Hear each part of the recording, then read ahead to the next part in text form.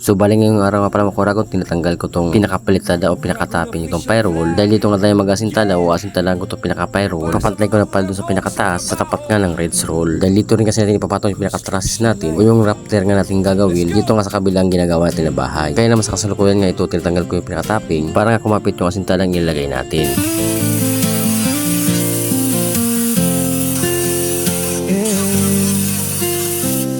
Araw-araw sa init, pawis ang puhunan sa bawat buhos ng semento.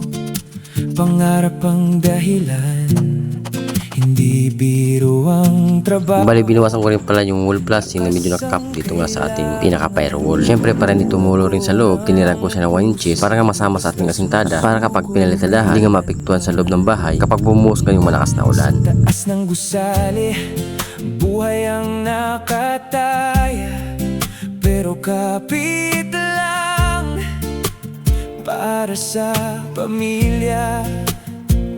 Bawat bakal at halo, may kwento ng laban. Bawat buhos ng pawis, patungo sa tagumpay na inaasam. Pagod man ang katawan, di susuko ang diwa. Siyempre pagkatapos ka pala rin tanggalin yung pinakatapping, binarinan ko na nga para sa ilalagay kong dowels dito sa gagawin nating asintada. Siyempre ang purpose para tumibay. Uragon, tibay ng loob ang sandata. Sa hirap ng buhay, kami lumalaban pa. Uragon, sa trabaho'y walang atrasan. Construction workers, kami ang haligi ng bayan. Apat na buwan sa site, walang iwanan.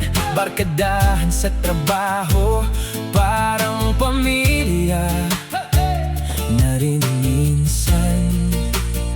Sa tanghali pahinga, kwentuhan saglit, pero balik agad. Trabaho'y hindi pwede ipagpalit. Sa vlog ko makikita ang tunay na buhay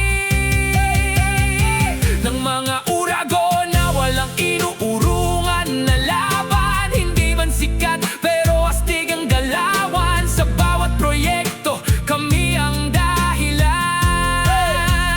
Helmet on! Safety first! Walang atrasan sa taas o baba. Laban kong laban, di man o umaga. Trabaho tuloy-tuloy. Uragon ang galaw, hindi napapagod.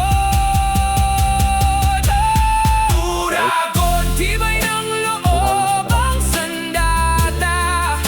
Sa hirap ng buhay, kami. So dito nga mga kuragon, ilang patong lang nalog sa nilagay ko tapos na. Kaya naman lumipat na ako dito sa kabilang side para nga masintada natin isang patong dahil maglalagay kasi ako dyan ng little beam na biga na nakaliter silang. Ang purpose kasi nun para tumibay yung asintada dahil pag mayroon na kasing trusses, magiging pinaka-firewall yan kapag nagkabit na yung mga yero dahil ipapantay-pantay na kasi lahat ng firewall. Kaya naman syempre abangan nyo paglagay natin ng trusses. Gamit yung 2x4 at tubular, nagkagawin natin yung pinaka-raptor.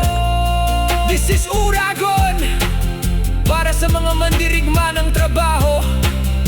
Respect sa inyo.